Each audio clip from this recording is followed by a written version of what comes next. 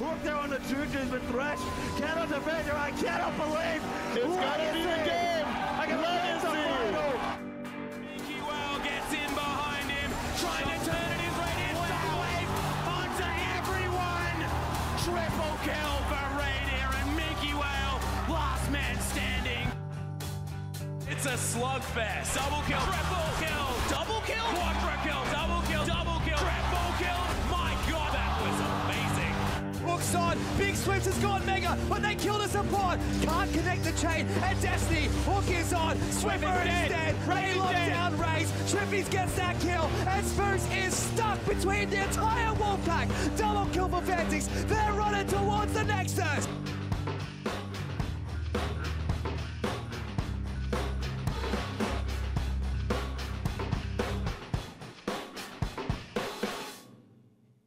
Hello and welcome to the OPL Week 4, Day 2, brought to you by Hungry Jacks. Getting a look at the Bombers, looking for their first points within the OPL, sitting live in the Sydney Piermont studios. Of course, they're going to be going up against another struggling team in Sin Gaming for our first best of 3 today. See which of these teams are able to pick up some points. Hello everyone, my name is Jake Spontoperi. Joining me is Bryce Egan-Paul. And I mean, it was a long day yesterday. It was a very long day yesterday. All 6 games, we went the distance. What did you do last night? That was your first real hard day at work. Yeah, I mean, it was. We got all 6 games. It's the longest day we've had so far, the longest day I've ever had as a professional caster. And I went home and I went straight to sleep. I laid down on my bed and I went, see you later. Yeah. And then I woke up this morning. We're back at it for day 2. Yeah, it was a little bit zonked yesterday. However, Day 2 is got some good games, so let's bring up the schedule onto your screen straight away. Of course, yesterday it was Avant Gaming picking up a 2-1 victory over Tectonic, but they really made them bleed for that before the Chiefs took down Old Foes Legacy in a nail-biting 2-1 victory. The Chiefs actually able to reverse sweep. Yeah. Armored Titan very happy with these boys. And it's going to be Bombers versus Sin Gaming today up first before the Direwolves take on the boys from Melbourne in order. And, I mean, 2 very different kind of games for us today, Bryce. Yeah, 100%. I like to call this one the David versus Goliath. But instead of David versus Goliath, we've got 2 Davids battling out and then 2 big Titans in the Goliath taking it out for the second game of the day. Order versus Direwolves, top of the table. But first, as we said, 2 teams that haven't picked up a point yet. We saw coming into the week, Tectonic picked up a point yesterday against AB, so they're the first of the teams sitting on 0-3 to actually get a point, but one of these teams has to win today. Exactly right. But in saying that, I think that if you are the Bombers and you look at the first 3 weeks of play, after you've retained your veteran talent and added 2 imports, that you are not happy at where you are currently on the table. There are excuses to be made for a new look Sin lineup, but Bombers, the excuses are very fastly running out. Yeah, and I mean, we've seen it on social media. I think Rosie was tweeting about it, how he's been a long-time Essendon supporter in the Bombers, the AFL team, and now with their backing coming into this week, starting off the season 0-3, is really disappointed with where they are. And as you mentioned, they retain their veteran status players in Seb, in Luch, and in Rosie as well. And with these 2 imports sleeping on your screen right now, you have to expect that they'd be wanting to pick up games because this is not the start of the season that they were looking for. Yeah, and I mean a lot of pressure on sleeping because I talked to people within the OPL and they agree that top lane is one of the slots that you should be looking to import for. Never really had all that much depth. Now people like sleeping and Mimic coming in to challenge people like Tally, Swiper, as well as Chippies, who have been kind of the old gods of the top lane.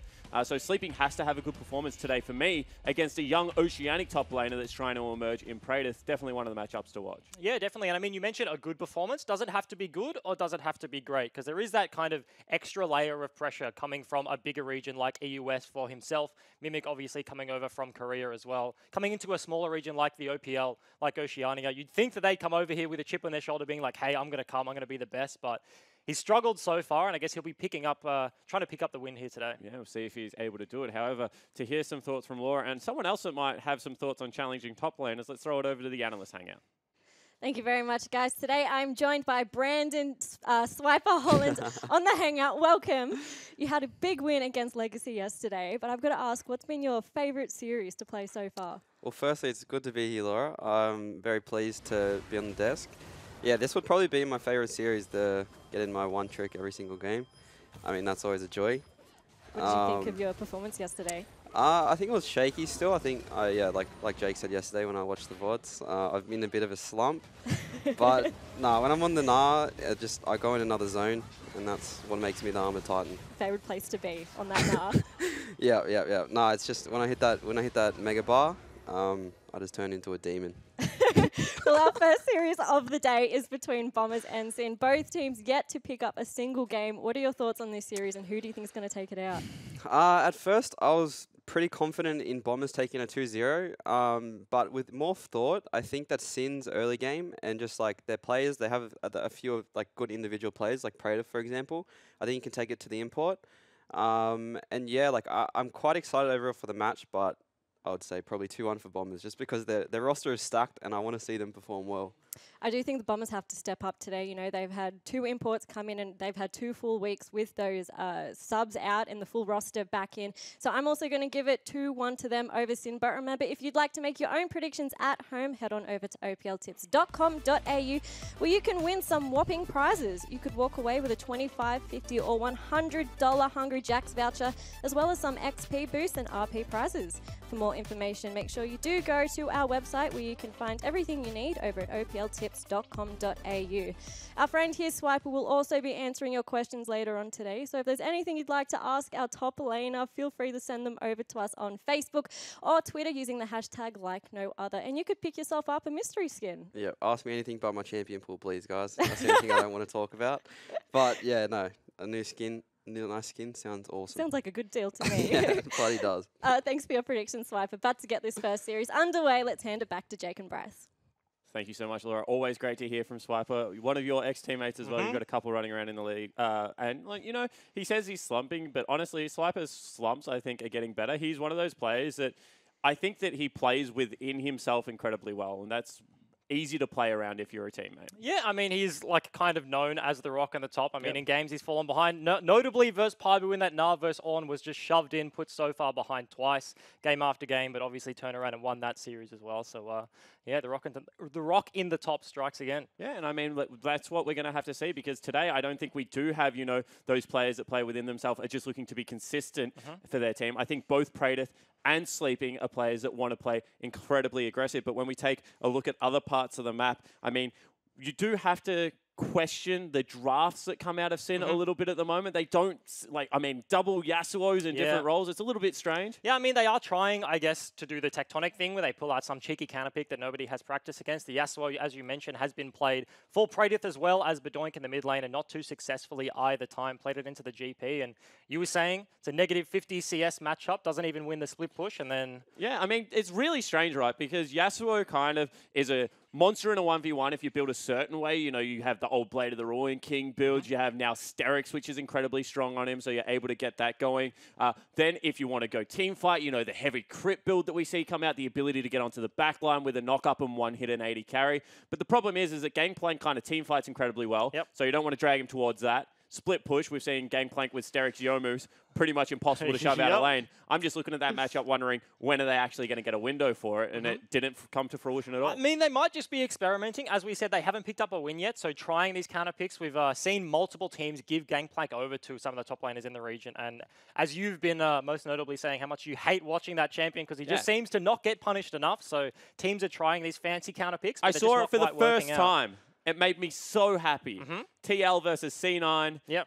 Licorice in the top lane was Vladimir. able to just... Vladimir absolutely took over the game. I was sitting upstairs with a big smile on my face. It was a good time for everything. However, I think that there is a strong point that we can talk about in Sin Gaming. It's the fact that, you know, now that Kuden's back, Dream did look okay last week. He's a player that I know you like to track coming into this. And I think going into Tiger, big test for the young man. But, I mean, that's his Cogmore impersonation. Yeah, I'm sure he'll be able to get something done here today. He's a Cogmore flapping around on the right-hand side of your screen there. And these 80 carries have performed, like, pretty decently overall. I think the biggest criticism leveraged at Tiger has been that he's playing too safe, playing too far back. He has been in positions where he has the lead, but unfortunately that has not translated to a win for the Bombers. And on the other side, Dream, his laning phases have looked all right. He's been crushed in some of them, mind you, against like some of the best teams that play Dials and Order. So interesting stuff from them. They're hoping to see him kind of level up as we go throughout this series. Yeah, and I think the promising side for me is that even when he gets put into a lane where he maybe loses game 1. Doesn't really seem to affect his Yep. mindset game 2. And I think that that's really respectable for a young player. Yeah. And I think that he plays his style of League of Legends consistently. And I'm just waiting for him to have that first breakout performance. Yeah, and I mean, you mentioned styles of League of Legends, and I think this matchup is very interesting because this is the first time we see a bottom team take on a bottom team. We've kind of seen the scheduling has really been not very nice for the teams currently with 0 wins, playing the likes of Dials, Order, Chiefs, AV, all these top teams, right? And they haven't been able to pick up a game. But here, these two teams, Bombers, seem like they just don't really have this proactive element. They're kind of stalling the games, attempting to have that tectonic style play, but then they don't stall it out well enough, and they just never pull the trigger on an engage that's going to win them the game. And then Sin, on the other hand, is kind of like a team where they have had early advantages. Juve's level 2 ganking mid lane onto Claire week 1, and they have been in those positions, but they just seem to do the classic Sin 5-man, like, we're going to go here, we're going to do it, we're going to try it hard, but it just doesn't seem to work out for them. Yeah, exactly right. Two teams potentially suffering an identity crisis right now. Lack of transitions in both early and mid-game stages. So it's going to be interesting to see them play against each other today. However, let's bring up the Bombers lineup on your screen right now. It's going to be Sleeping in the top lane. Seb is their jungler. Luch, their superstar mid laner. Tiger, their AD carry. Rosie, their captain and support. Of course, their coach is Windows Monkey, playing out of the hangar. And it's going to be against Sin Gaming today. Praedyth is their young mechanical top laner. Juves is their captain, 6'4" roller for UCLA as well as their jungler. Bedoink is their mid laner. Dream is their AD carry. Kuden is their support, recently returning from suspension. Vicarious, their coach. And I kind of want to talk about Vicarious a little bit because hasn't been giving much away in their interview. He's an untried coach apart from Regicide last year. And I feel like he's got a coach with 4 rookies, a team with 4 rookies, and then a very opinionated, very, I don't want to call him headstrong because I'm sure that Juves is open to learning and being a part of the team, but I feel like this is a difficult situation for any coach to be in, let alone a very new coach. I mean, I feel like he's kind of similar to me in that I was quite opinionated. I'm very happy to have a discussion about what I think is good, and I assume he does as well, but it will be a very, headstrong, will be a very, flary discussion. He's a passionate guy. Yeah, so he'll have his opinion, and he's open if you challenge it, but you kind of have to, you have to be able to step up to that level and kind of, be able to challenge that. So it will be hard to see how Vicarious does, and as you mentioned in his interviews, really not a fan of giving the other teams any sort of information. Any information at all. Or us. He just doesn't like giving anyone information. Our inter-champion select for game number 1 is going to be Bombers on your blue side, Sin Gaming on the red side. And Bombers have been stuck on the tarmac for 3 weeks now. Right. Can they take off? They have not been in flight once. They have not soared into... They just can't see the sun because all they can see right now is clouds. Can they break through? I'm going to have so many metaphors for you today if it does not happen, by the way. So Varus, Zoe, Azir, Callista, Braum taken away from Sin. Not looking forward to that one, mate. I know you're not. Keep him under wraps. Let's get him a win. I want to see a close series. I can see this this day of games going to 6 games as well. I think Bombers vs Sin will be very close, and I think it could be very messy from both sides. So see if it can live up to that, and it will be. Ooh, another first pick Gangplank. Yeah, and this is interesting because Sleeping obviously was more than willing to let Chippy's had his Gangplank last week. Played the Riven into it. If there's ever anyone else in the OPL that will throw a Riven at a Gangplank, I'm pretty sure if not Carbon, it will be Praedyth. And of course, none of these people that play Riven can compare to Carbon's, really. I don't know if I agree with that statement, but I mean, last week we saw Sleeping's Riven wasn't too effective against the Gangplank, but I mean, it looked like he was going to be able to turn the lane on his head. He started Ignite. He went for a very aggressive trade at level 6, burnt the flash, and then mistimed the ulti, and from there, seemed like he kind of was playing the early game well, and then just lost confidence or something to be able to go for those plays. There was kind of that one swing play in the late stage of the lane phase there, and then once Chippy's got a few items under his belt, Triforce working on that Sterex, it just seemed very difficult for Sleeping to have an opening. Not to mention, his team was also losing the game, so in terms of an isolated 1v1, if you are getting global gold on the side of the Gangplank, it does make it a lot easier. And not only that, I feel like you kind of put yourself on a timer in those matchups. And if they go well, you look like a genius. However, Gangplank just still scales better than anyone. And we're actually going to have a Sivir pickup right now for Tiger. This is interesting because he's been playing a lot of Caitlyn, a lot of the long-range AD carries. However, I know you had an experience with him in solo queue where he was a jump-forward Tristana. You appreciate that? Yeah, I do appreciate that, to be honest. And it's not what we've seen of him from the OPL. So this is the sample size of one very specific game where I was actually supporting him. But he was a bit of a man, that one, jumping into 5 plays. Oh, actually, that was an instant lock Lucian. So Lucian top for Praedyth coming into the Gangplank. We've seen a couple of bans, I think, and you were kind of questioning why that was the case. Now we finally get to see the counter pick. This is another one where you put yourself on the clock. Lucian is not a tank in the top lane. He adds no utility. He is there for damage threat at 475 range, if you don't mind. Yeah, so absolutely. see whether he can go toe-to-toe with the Gangplank. But as you mentioned, he is on the clock. If this Lucian does not win the lane, if he does not accrue that early advantage, then I can see Sleeping running over this game. So Praedyth going to have his work cut out of him. They do have the tankiness from Juice's Sejuani to put him in the back pocket there. And they get rid of Ornn, so this is the first targeted ban towards a support Ornn, I think. Or maybe think if Bedoink can potentially flex the Lucian into the mid lane. Oh, I mean, that's a stretch. That's a few patches ago, but like it would be possible. We have seen him play the Yasuo, so... I want to see what they actually go as far as rune choice here. Whether they go summon Airy, press the attack, you know, fleet footwork. I mean, There's you a could couple see... of options for Lucian. Yeah, you could see both. I don't think you would be going for the fleet footwork in terms of like... You do want to be running over the lane, and you're not going to win the sustain battle versus a Gangplank just spamming oranges every now and again. You do need to be able to win that all in. So press the attack or Airy would be my two choices there. When we could also just see a Spellbook or something like that, so we can have that ignite early for lane phase, so we can... That would be banger. I'd like that. We see a Taric locked in, looking very glorious down there. We've seen the rise of Taric actually in the OPL, especially given the fact that melee supports a galore have been taken away. So expect a Janna potentially out of Rosie here. Yeah, that's what I was going to say, actually. The Ezreal Taric lane does not push at all. Oh, actually, we have the Morgana. I like this. I've been saying to you, Jack, and you've been disagreeing with me time and time again. Vehemently disagreeing. But I think Morgana is good. She's always laned well into the tank supports, into the Allies, the Tarics, the Tahm Kench, the Shen, all of these champions. But we will see it into the Taric today, and also offers an extra wave clear to pop up with the Sivir there, that extra safety in the team fight. But Sivir's not really a champion that you need that extra safety for. So you did mention the Janna. That is what I'd expect in this game. But Rosie, obviously of a different opinion. And a couple of mid lane bans, 3 in total. But Malzahar overlooked here as a Taliyah will just be locked in. We've kind of seen only really triple excel on the Malzahar. Whilst it's a big pick internationally, doesn't seem to have that impact within Oceania. And I mean, it's Throwback Thursday, even though we're on a Sunday, because Corki will be taken into it. So all of a sudden, this year, OPL is starting to look a little bit much like last split OPL, Taliyah into Corki. Yep, the throwback matchup. I mean, hoping they're going to swap this one out, as they do. Triple 80 carry is the comp. Yep. That's interesting. With almost a solo frontline, Taric, out of all the melee supports, doesn't really offer much in terms of tankiness, especially if he goes for an early tier or something like that. Wants to be building probably the Ardent Sensor because, as you say, has triple 80 carry here, so that's a big amount of value he'll get out of that one singular item. But very differing comps coming out of these two teams. Certainly is. However, at the same time, it's going to be a solo frontline for Seb as well. Gangplank eventually gets pseudo-tanky. However, definitely against 380 carries, he's going to have to watch his positioning. So I think that both of these comps rely heavily on their junglers not being chunked out before a team fight starts. And I would say that Warmogs will be the value item of choice because I think they're going to have to get in and out of the team fight a couple of times to do their job properly. Yep, there's a lot of poke around on both sides of this matchup. You have the barrels, as Juice gives us a cheeky hydration message, you know, kids, drink your water. Stay hydrated. Yep, but the Ezreal and the Corki on the side of Sin, and as you mentioned, the tankiness, the 1v1 in those solo tank front lines, I think it is going to be very important here. That means if one team does get significantly far ahead, it's really hard for the other team to force and engage to be able to win that 5v5 because their front line is just going to completely melt.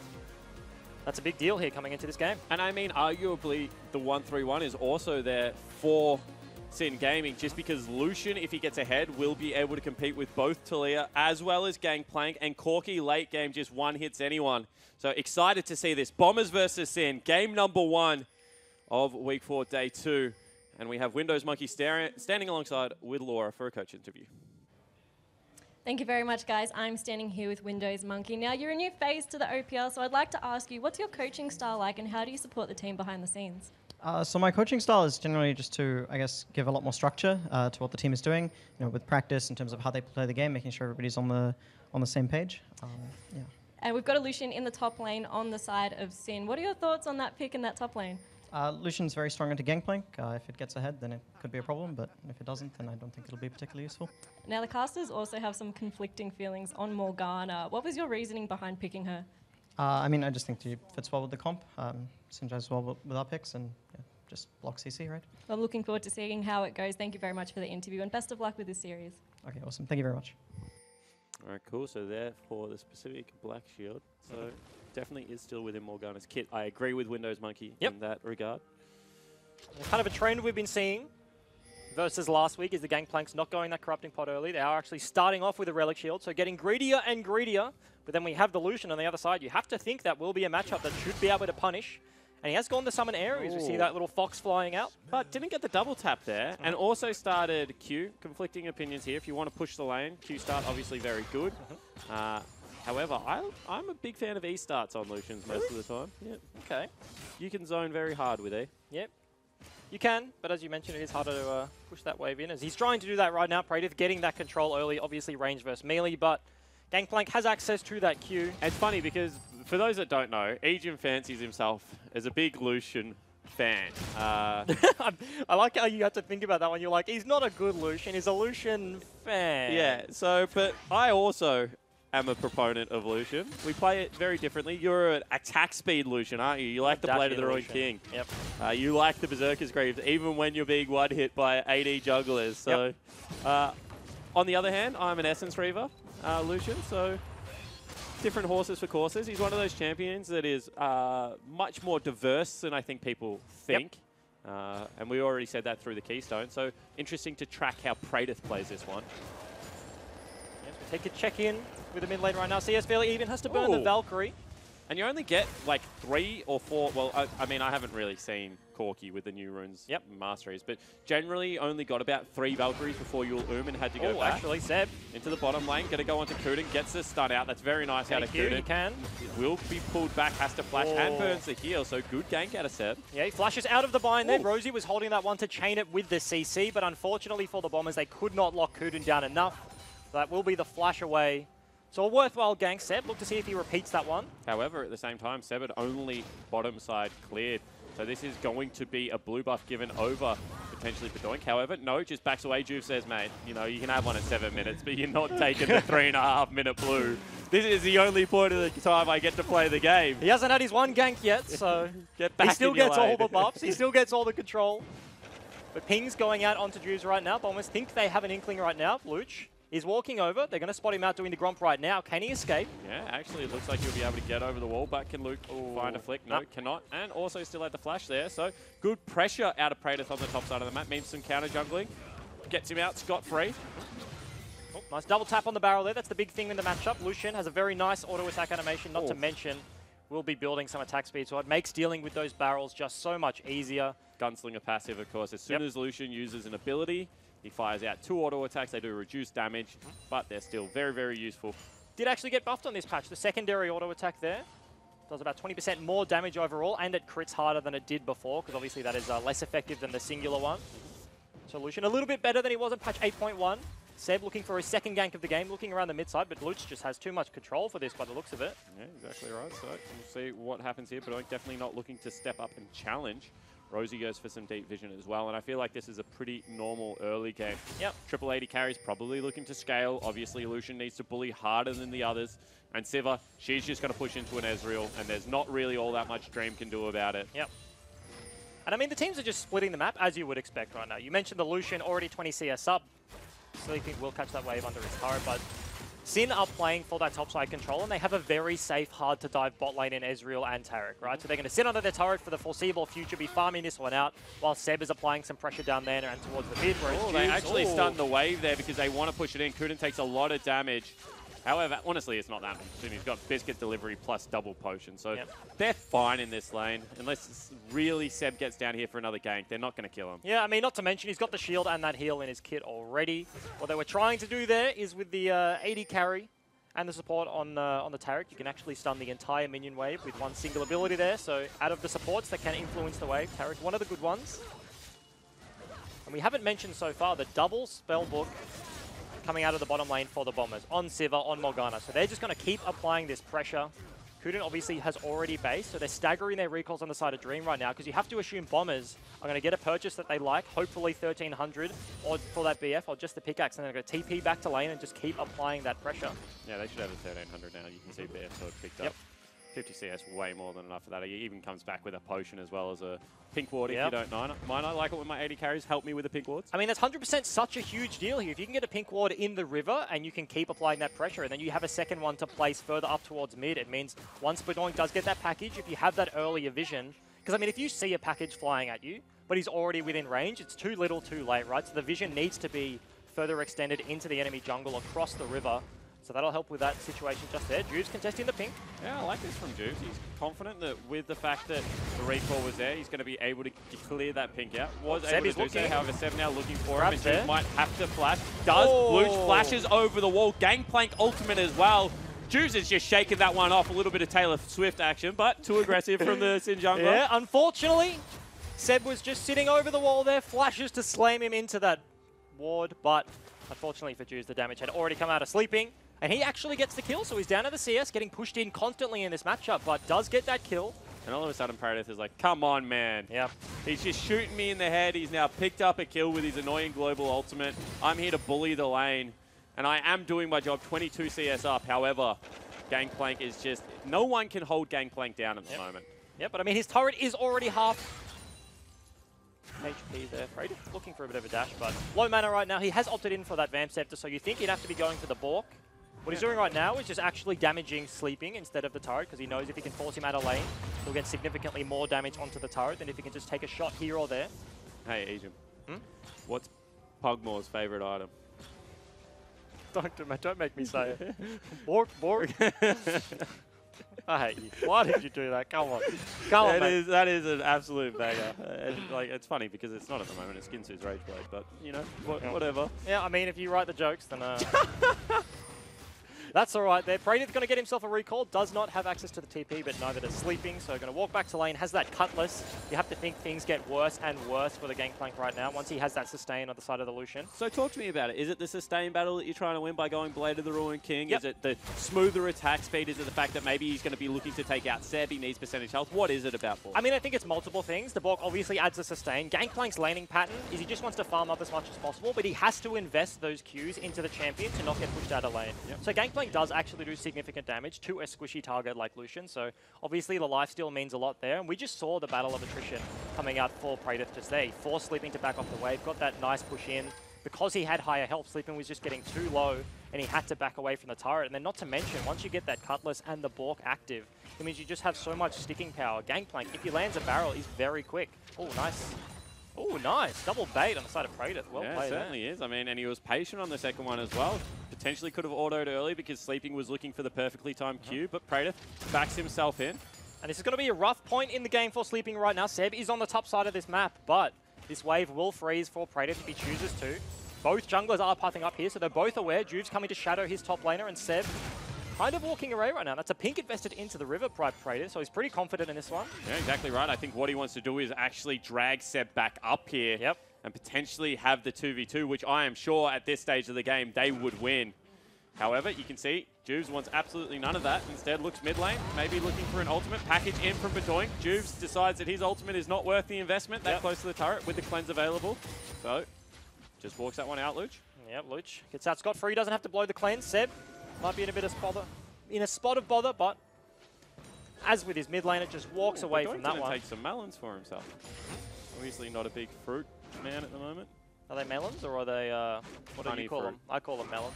I like the melons. I know you call them melons, so I have just conformed. Oh, you've assimilated. Yeah. Oh, okay. Because I just don't like it when we fight in front of our viewers. Yeah, you know? I thought you were the experienced caster, but you're just taking up my mannerisms. This is what experience means. You have to know when to fight battles and when not to fight battles. And unfortunately, I'm not fighting you on melons. Seb wants a battle right now, Yeah, looking for Juves, but... Goes over the wall. That is an aggressive ward because they're actually bringing Talia up here. They're trying to keep them underneath turrets.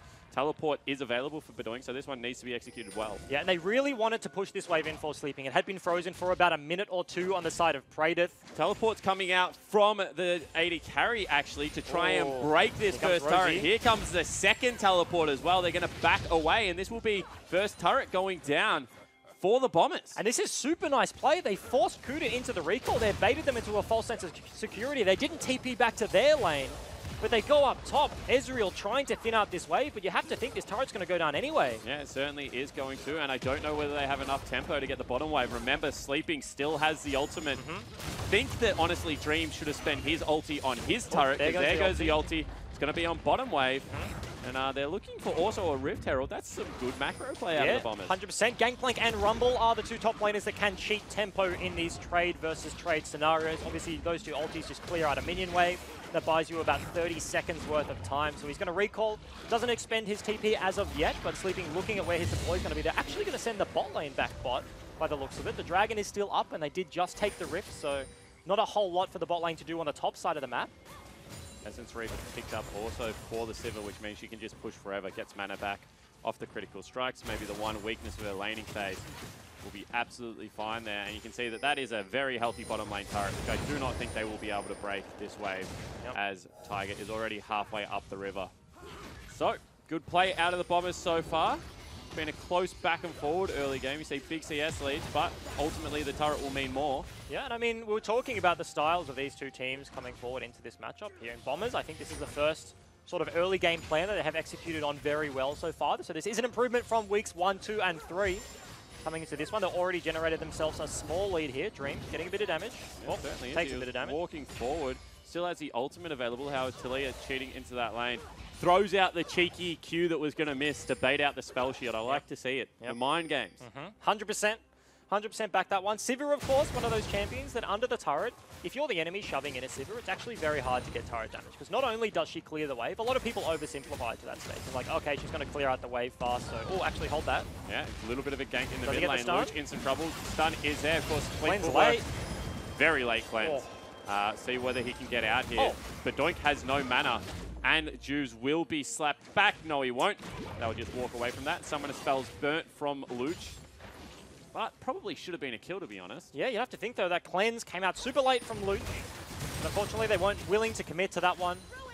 But Doink's sitting on very low mana right now, so that's potentially the reason Sin backed away. Juves already used that ulti, already used all his CC, so they would have been chasing just with auto attacks. Corky's rocket is a significant portion of his damage. But as I was saying, the ricochet damage that you take returning if you're attacking the turret when Civ is clearing out the wave is a big deal there. You take a bit extra damage, and that's not what you want to see when you're trying to take out a turret. So Tides have turned right now in the bottom side. Bombers have the control back. They are pushing in Sin. Very low mana right now. Yeah, and that's all it's come down to. I mean, the mana is just not there for Dream. He went for a fully upgraded Mura mana for maybe potential more combat stats. However, means he's missing out on Sheen, which gives you a lot of mana at this stage of the game. And you can just see the relentless shove means that bottom side access is here for Seb. Yeah, 100% Seb sealing away that blue buff. And Dream actually did start his recall there, but he cancelled it to catch this wave. So Tiger and Rosie have access to that TP again because of the 25% CDR on that summoner. On that rune choice, rather. Also, the boots in the pocket of Rosie means they've just been able to apply so much pressure. It's back up again if they choose to, which makes it really hard for Praetor to apply pressure in this 1v1 on the top side. And you can see they're just splitting the map right now. Juves going up for the other blue buff, going to give this one over to Badoink. Sleeping does the right thing. He backed away from the turret. That will fall down. However, you can see they're going for the 2-for-1 special. That is a Rift Herald popped in the mid lane. And Bombers right now are all over this map. Yep, Sin coming over for the defense. Package is available, so Bombers don't commit too hard on this one. Praetor looking for the 1v1, but that's a wave. That is an interesting move from Praetor. Dashes into him, culls through a wave, and you can see kind of caught on the wrong side of the map is Sleeping. They need a Peg and ulti if they want to kill him. Will get him! And Sleeping now should fall down. TPs are available if they want to try and save his life. He flashes. He does. This is Captain Jack Sparrow. He wants to get the heck out of Dodge. I don't think he's going to be able to. Bristle is actually just a quick ball today. Obviously, Boots 2 versus Boots 2, but that fleet footwork, very nice. Yep, 100%. So they get themselves a kill there. That will be another objective going to the side of Bombers. So Sleeping does buy his team a little bit of time, but you have to question the flash. Yeah. Flash, TP, ultimate as well. I think that was a little bit... I mean, he was punished for taking the fight. Should have backed away from the turret, most likely, and they would have got the dragon regardless, I think. You have to think, in a situation like this, where Sin do put themselves on a clock, we mentioned in the Champs League, with that Lucian into Gangplank, splitting the map, Bombers have played this very well, because it means like they can trade turrets even for even on the bot side, if not better, because they had that Rift Herald, got a lot of damage on that mid turret, so they already have this advantage, and then it just means that Praedyth shouldn't be able to go for those 1v1s. Obviously, he found that avenue there with Jubes coming up because they were looking at the Dragon, but if they continue this setup, Praedyth will find it incredibly hard to take on these 1v1s because there'll just be a numbers disadvantage for him. But honestly, if we can take a look at the gold right now, he is equal in gold. The only reason that Praedyth is actually ahead is because Sleeping just died. And that's only himself to blame. So right now, in what is a 50 CS counter pick, Sleeping's team has done a good enough job on the rest of the map to make him win the lane. The only reason he's losing the lane is because he decided to die. That's rough. We're only 16 minutes in. Oh, Bork active actually comes out. Sin Juves is here again for the dive. They're trying to clear out the wave here on the Bomber side. However, they get the TP out of Tiger.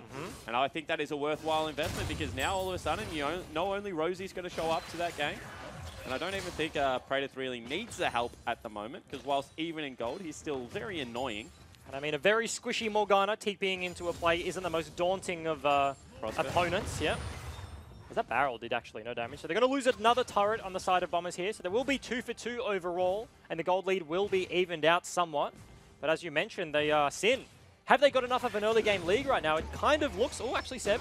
Yeah, going in on the mid lane, you can see stuns out. Does land. That route hits. Buffers. However, very nice buffer. And Dream going to look to defend this. Turret falls in the bottom lane. Seb now taking turret shot. Will have to burn the stopwatch, and we'll see whether they go for this. Stun will land, as will the root. Jubes has the ult, will peg it at him. They're getting it very low. Praedyth is here, as you mentioned. They'll just play this one nice and slow. Praedyth picks up another kill. They're looking for more here. Bedoin coming down from the top side of the map, but so is Luch. They both have access to that ulti there, the Talia wall being the big one. Pool comes out, but it's just a support from the Morgana, so not going to do too much. Do they have enough wave clear? It looks like they do. Yeah, certainly do that. Keg over the wall, now that Trinity Force picked up, is doing a little bit more damage, but Sin... Praedyth is very much the win condition right now. They've put both kills onto him. He's now got himself a red buff. We'll go back to the bottom lane wave. And whilst the Gangplank is looking okay on items, I think that that is nearly a completed Black Cleaver.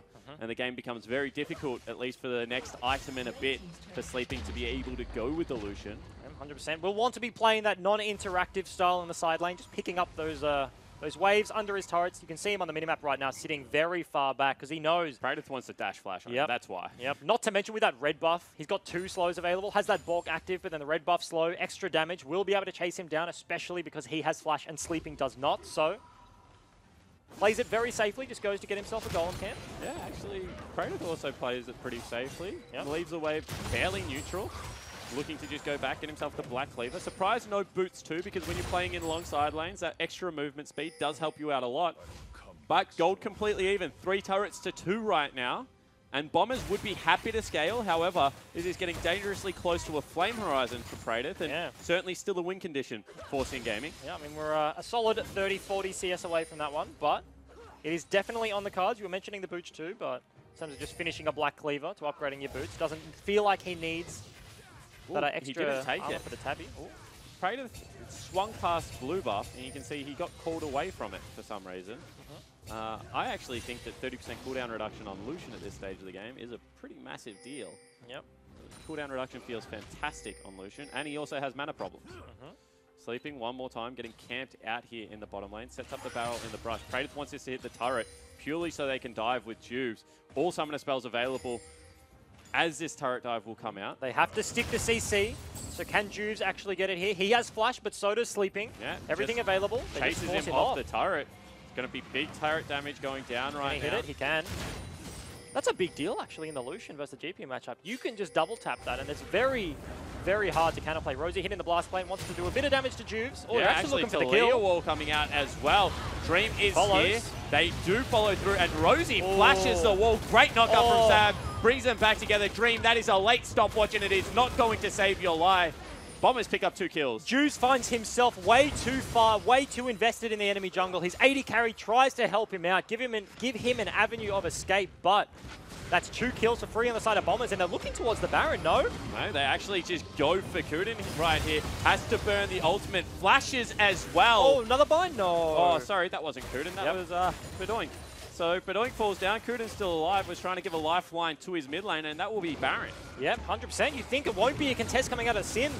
Kuden is the only member around and available. Praetor's just going to trade a turret on the other side of the map, just going to whack away at that one, get that one for free. But turret for Baron trade at 20 minutes, not even 21, exactly 20 minutes right now for the Bombers. That's a big deal, especially with Dragon coming up as well. Certainly is, and I mean, all of a sudden this split push where you have like a 90 CS lead, not going to be as relevant into super creeps.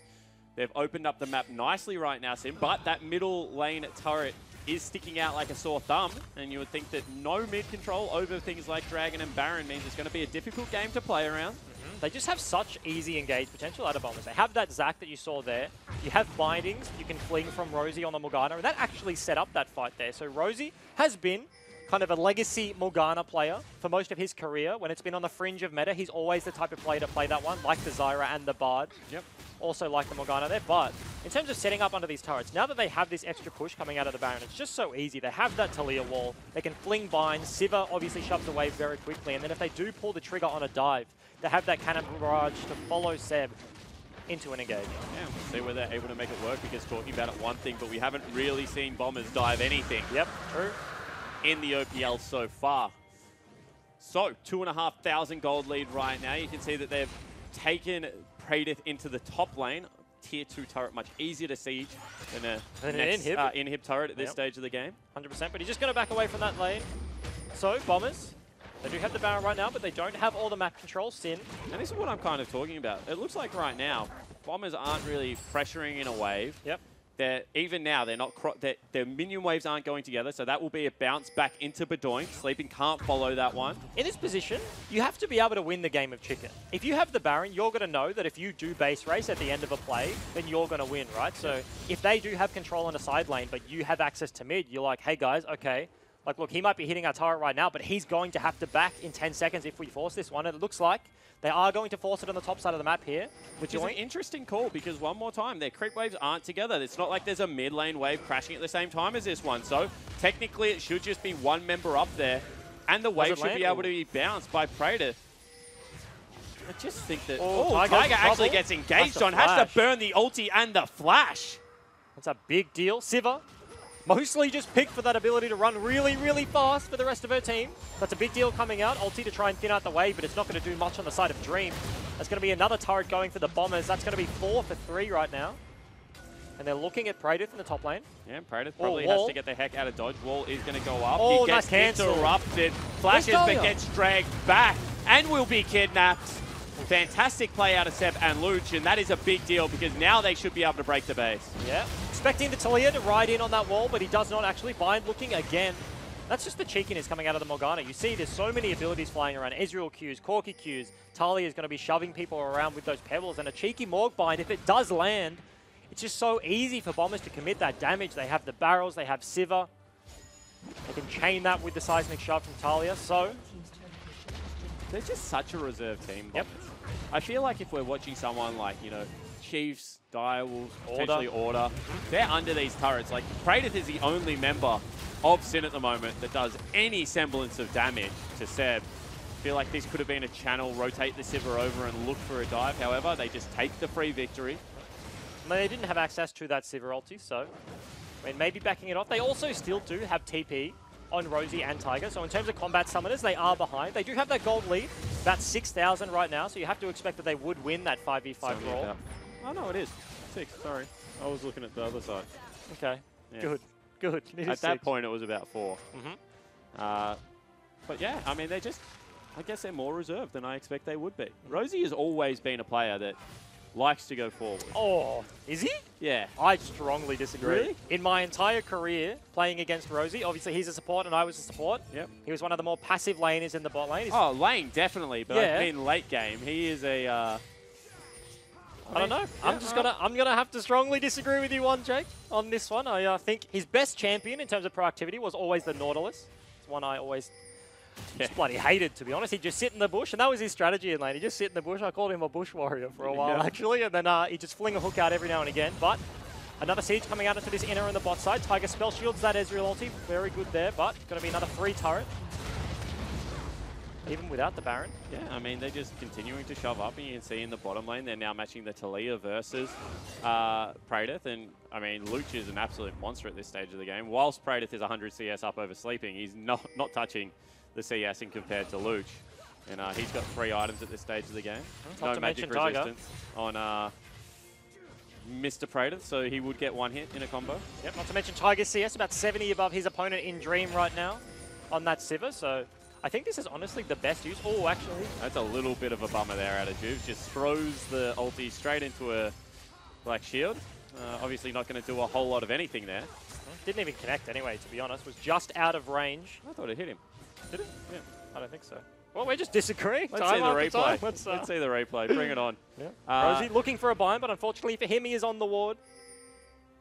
But right now, I feel like they kind of missed their early game window instead of like, okay, cool, we've got 380 carries, let's just get the 6 items and see if we can win a cheeky team fight. Because really, it does not look like the mid game. And this is why mages and tanks and things like that are more potent in League of Legends. That's why you don't see triple 80 carry comp run all the time. Yep. We have just been told by the producer that it did actually hit, so sorry, mate.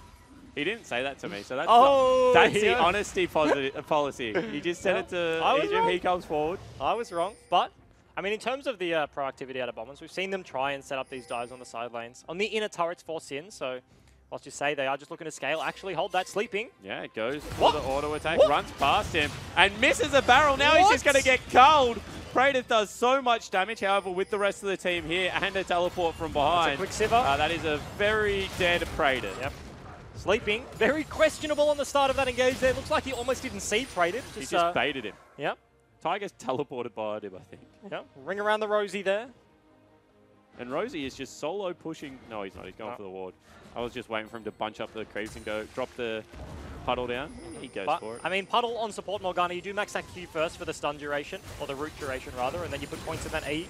You want your spell shield to be as strong as possible, so only 1 point in Tormented Soul means his push power is not great at all, but they're walling them off, so they have access to the mid turret for free. Yeah, it's already about half HP here, but there's no 80 carry around. Actually, yes. And bottom turret are actually being pushed in right now, and there's not really anything Sin can do about it. See whether they go for a fight. Does not look like they are going to. Praedyth is still dead. Juves is getting chunked out incredibly hard. Yep, but he has forced Bombers to back away from the turret there. Bind doesn't land again, so Juves was behind enemy lines and forces the Bombers away, so it means they do get the turret, but not the inhib. But now an 8,000 gold lead. And this game just feels like it is past the point where Sin have any real threat. Bombers one more time, going to collapse on Baron. And with all the vision here, can just look to potentially bait up a team fight. No, they're just going. Oh, it does land onto Dream, no? Yeah, certainly does. Stun will come out. Rosie flashes forward, looking for that Zhonya's Hourglass. And you can see that on the back end of the fight, they really have started off here. But Praedyth is doing so much damage. Kuden gets multiple members into his ult, and Zeb will have to flash away, gets stunned up, will fall down to the Bloblets. And somehow, some way, Sin have equalized this team fight. Actually, they've won it. Sin, very slippery. Oh, Kuden actually goes for the stun there, looks for the flash, but unfortunately a whole heap of damage hits him in the face. But Sin's comp is actually pretty slippery. Yeah, all of their 80 carries have some form of dash. Kuden with that ultimate to keep them all alive, and Rosie goes forward, but he can't stick the engage, uses that stopwatch, but the rest of the members do not get locked down on the side of Sin. They turn that one, and that will be a team fight victory for Sin Gaming. It certainly will be, and we still haven't seen a Ardent Sensor picked up for Taric. So this isn't even their final form as we take another look at this fight. Yeah, that Q actually fizzled onto Dream initially there, so Seb didn't land that CC. They're looking for the damage. Multiple members do get stunned up here, but Rosie already used that flash forward. Seb kind of overcommits here when his carries can't be dealing damage, and that was a kidnap over to the side, meaning his carries still cannot do damage there. Flashes back to his team, but unfortunately he's just too far forward. On the back end of this, Kuden, he tries, and he dies. That was a big bit of damage coming out of the auto W combo from Tiger, not to mention the pebbles flung out by Luch. Yeah, it certainly was, and I mean, I think this just shows that if the 80 carries are kiting backwards using Kuden's ultimate as well as stuns off targets, and Juves is frontlining by himself, that they are very hard to deal with. But as soon as you start going forward with 380 carries and a squishy Taric, game becomes a little bit more difficult to execute upon. Yep, but on the side of the Bombers, they basically have one engage tool, and if it doesn't stick, that's it. If Seb goes in and they don't lock someone down, or they don't CC chain with that binding from Rosie, look, they've got nothing else. So it's very hard for them to get onto the squishy lineup of Sin. So playing around this Baron will be their choice right now. No vision for Sin. This is a quick part of the Baron, however. Now Luch starts doing very little damage because he's throwing individual pebbles time and time again. So there will be time to get over there if they want. However, they just don't know what's going on. So credit to Seb, credit to Luch. They sneak a Baron. Yep, they chose the teamfight route. It did not work despite the gold lead. So they switch it up to get themselves a Baron. And you have to think it's much easier for them to actually break the base of Sin Gaming if they can play in all 3 lanes, which is what they're choosing to do right now. Potentially looking for a pick onto Bedoink, but I think he might be fine. The ulti has been popped by Sivir, but they didn't get in range. Yeah, so instead they might just have to take themselves a Constellation Dragon, potentially see a hard reset into a shop. Don't know how long they've really been on the map for. They do have control in all 3 waves right now, so they could just ignore the Dragon, but no. You're correct, they do opt in for the Air Drake. And you can see that Bedoink actually goes deep here and will just get destroyed by Luch. Teleport channeled by Tiger. Once into the top lane. Both carries for Bombers are on the top side of the map in this top lane, but they have no front lane for them. Obviously, the rest of his team did just do the Dragon, but TP coming out of Rosie, you have to suspect. Yeah. Actually going to be both. No, Rosie did recall, that is said. Sleeping. Gonna get up into this top lane as quickly as possible. Triple barrel does land. Oh, that is big damage. In goes Juice. However, the rest of the team cannot follow. Gets flicked away. You see that Dream says, I actually want to shop because that hurt more than I thought. Juice says, thank you very much for not flicking me in. Don't have to burn his flash there because Dream did not want to fight, but Bombers keep applying this pressure. Rosie has walked all the way from his base, has himself a Zhonya's already.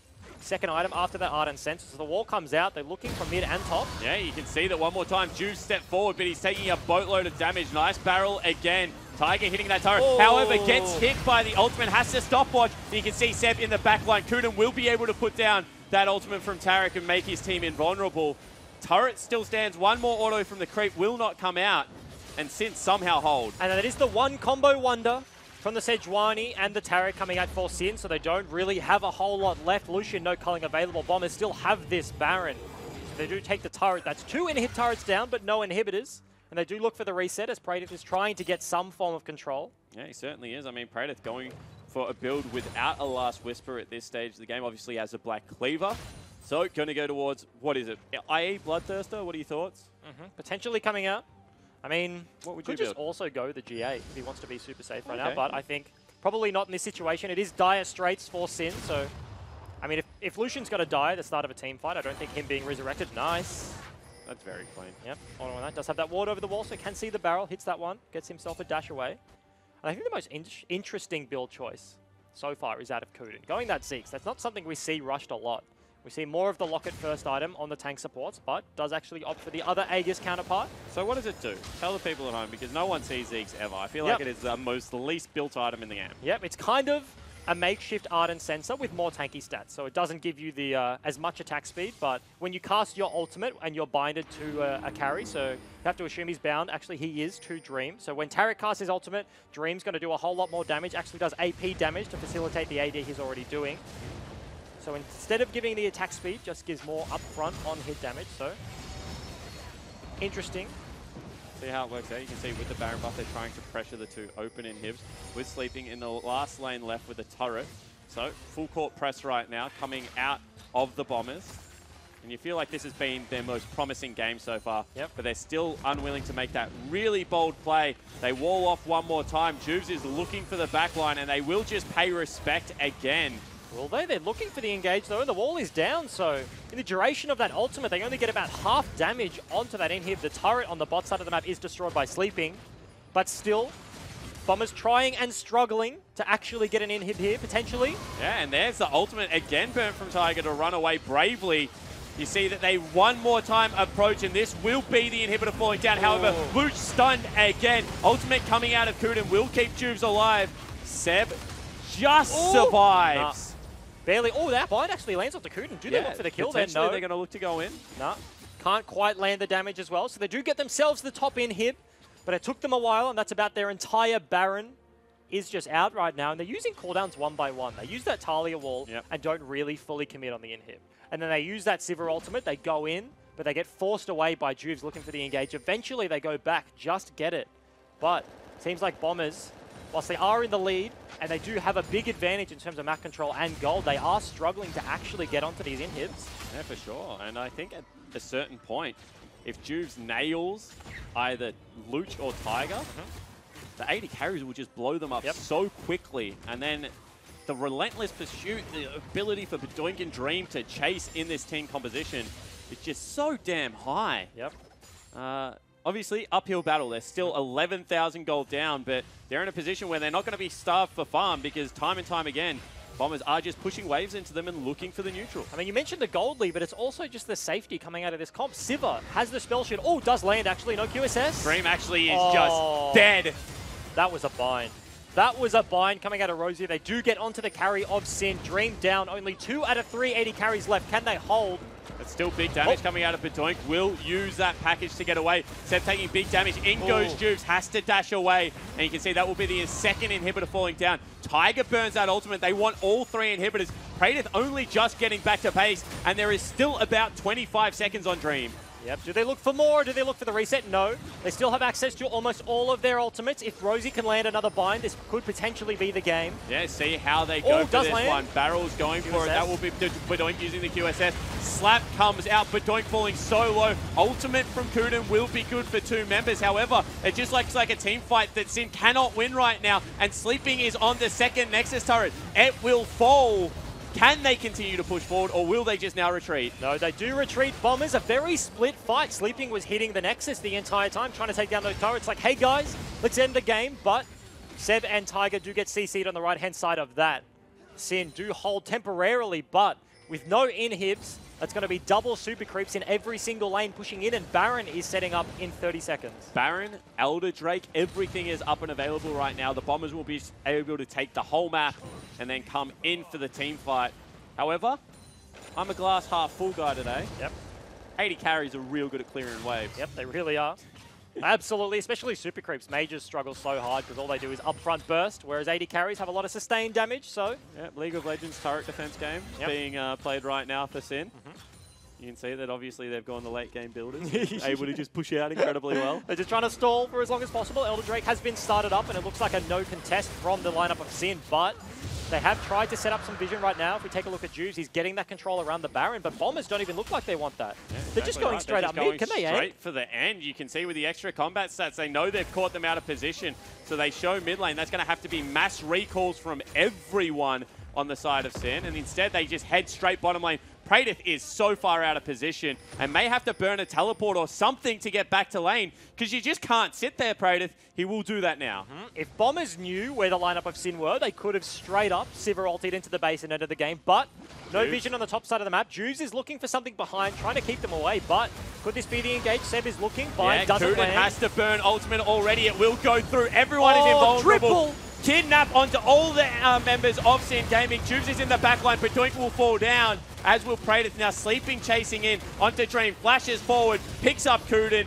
Dream still kiting back, but it's only to your fountain, mate. You're not going to be able to live through that one, and it will be Bombers picking up the game. And Sin just so scattered all over the map at the end of that game right there. Bombers do make the right call. They get that engage. Seb gets onto 3 carries, gets 2 of them back into his team. And this looks like a different Bombers so far. Yeah, I mean, promising laning phase. Really good use, honestly, of that spell book. Probably one of the best use we've seen so far in the OPL. Yeah, 100%. We're talking about the proactivity coming out of this lineup, and this was absolutely that where we saw today. So, big improvements coming into week 4 for the Bombers. And yeah, you mentioned that spellbook. That was an interesting use. We've seen a lot of it so far, domestically, internationally, for that push priority in the bottom lane. But they do use it to switch up. They go to the top side of the map. They take down that early turret and therefore just start snowballing the game in their favor. Yeah, maybe we've just misread the Bombers. Maybe they're not going to be a brute force team. Yep. Maybe they're going to be a macro team that plays the map itself, tries to drag you around, look for big gold advantages before they commit to anything. And Sin certainly did not look prepared for that kind of game. Yep, absolutely not. Seemed very scattered at multiple points. Juves, time and time again, found himself behind enemy lines. Sometimes it was successful, sometimes it was not, but the Lucian counter pick, I feel like into Gangplank. We've seen multiple counter picks now. We've seen the Gnar. We've seen some real interesting picks in like the Echo. And now we see the Lucian as well. And it just doesn't seem to get far enough ahead. Sleeping in this matchup. Tried the Riven into Chippy's Gangplank last weekend. Did not work. Now gets a taste of the other side of the matchup into the Lucian. But once again, Praedyth wasn't able to accrue enough of a lead to win Sin the game there. Yeah, exactly right. And I mean, you have to just question time and time again, you know. We've seen tanks into him. Can we outscale? We've seen 80 carries now. We've seen Nas. How about everyone just agree that Gangplank right now is very strong and you should ban it. However, Bombers do manage to pick up a good game one. Not all just due to that Gangplank. They played the map very well. And to get some more insight into the game, let's throw it over to Swiper and Laura. Thank you very much, guys. Yes, the Bombers able to pick up game one in this best of three. I want to start by talking about the draft because Sin's team composition was based around shutting this Gangplank down. They put all of their eggs into the Lucian basket, but ultimately it didn't work for them, whereas the Bombers' composition was more based around their playstyle. Yeah, I'll first start with saying I agree with the boys on the desk. I think that Gangplank is probably too powerful in Oceania. No top laner is good enough to actually punch it to the level that it needs to be. I did like Sin's draft. If that was an international team, like I like the triple 80 carry threat into the Gangplank to like deny the barrels completely. But I did like Bombers comp better. I think it suited their playstyle quite a lot. They went for like hard scaling, especially like a player like Tiger who's really good at farming. I think Civ is like the perfect pick for him, and I would honestly just prepare myself to just ban that when I'm versing them. But no, like they had very good scaling. They had both teams had good game plans, but I just think Bombers executed it a lot better. The Bombers had a very good early game as well, and you were saying that in particular you were impressed by the lane swap that they put out. Yeah. I think the lane swap to me was actually quite impressive because Sin started getting that lead on Lucian that was going to end up in getting the first turret, and Bombers recognized that. And because Sever has such a fast shove and they have the double teleport, they pretty much shoved the wave in bottom and then just based and instantly all three ported top and got the turret and Rift Herald, which like to me was quite an impressive macro play, and I haven't like seen that from Bombers yet. So no, that was really good. Even though it's only been one game, we've seen a much more proactive team coming out of Bombers from what we've seen in these past 3 weeks. And Seb in particular was standing out today. Yeah, for me, like Seb coming into this split, like when I looked at the Bombers roster, I was like, okay, like honestly, I'd probably want to like replace Seb. Like if I'm being completely honest, like he was underperforming in like the last few splits, but he did sort of like what I did last split. Is like he's really just like reformed like his play style, and he's like really changed for the better. I think he suits his style, and towards like what they need, he seems like that like he's fitting into that role quite well. Like he's really facilitating the team well. And no, he seems like a very strong jungler, probably top 3 at the moment, I would say. Top 3, yeah, wow. No, seriously, yeah. Bryce and Jake were saying on the desk, well, they were arguing if Rosie is a passive support or not. But you used to play with Rosie. What's your thoughts on that? I have to absolutely agree with what Ejim said. I think Rosie's playstyle is very safe, and like someone like Tiger is very good with that because they probably won't lose bot lane like ever, but that like they also won't like destroy bot lane. And yeah, he's the bush warrior. That is what he's known for. But no, like his style does suit the way that he wants to play. And like when you have players now that like Seb, who likes to engage and like they're drafting around it, it really shows like his binds were on point. It was quite a long time ago that you used to play with Rosie. Did you ever play League of Legends back in high school? Towards the end of stages of my dark high school years, I did play a little bit just to get out of life. Just like for me, it was a very good game to just sit back and relax and focus on when I don't have to do work, which was never. It's a good procrastinating tool. Well, school is back for 2018, so why not make it different by bringing League of Legends into the classroom? High school League of Legends clubs are running throughout Oceania with students competing in inter-school esports tournaments across Australia and New Zealand. Clubs focus on fundamental values like resilience, respect and teamwork, but must be run by a teacher. Have a chat with teachers you think might be interested and send them our new lesson plans and learning materials at leaguehighschool.com to help them get started. Don't go anywhere, guys. We're going to be right back with the second game of this series between the Bombers and Sin after the break. Luke flashes over the wall. Gangplank ultimate as well. Juice is just shaking that one off. A little bit of Taylor Swift action. They do follow through, and Rosie flashes the wall. Great knockup from Sav. Brings them back together. Dream, that is a late stopwatch, and it is not going to save your life. Ball is going to go up. He gets interrupted. Flashes, but gets dragged back and will be kidnapped. Fantastic play out of Seb and Luch, and that is a big deal because now they should be able to break the bay. Kratos is doing so much damage. Kuden gets multiple members into his ult, and Seb will have to flash away, gets stunned up, will fall down to the bloblets, and somehow, some way, Sin have equalized this team fight. Could this be the engage? Seb is looking. Kuden has to burn ultimate already. It will go through. Everyone is invulnerable. Kidnap onto all the members of Sin Gaming. Tubes is in the back line, but Doink will fall down, as will Praetor. Now Sleeping chasing in onto Dream, flashes forward, picks up Kuden.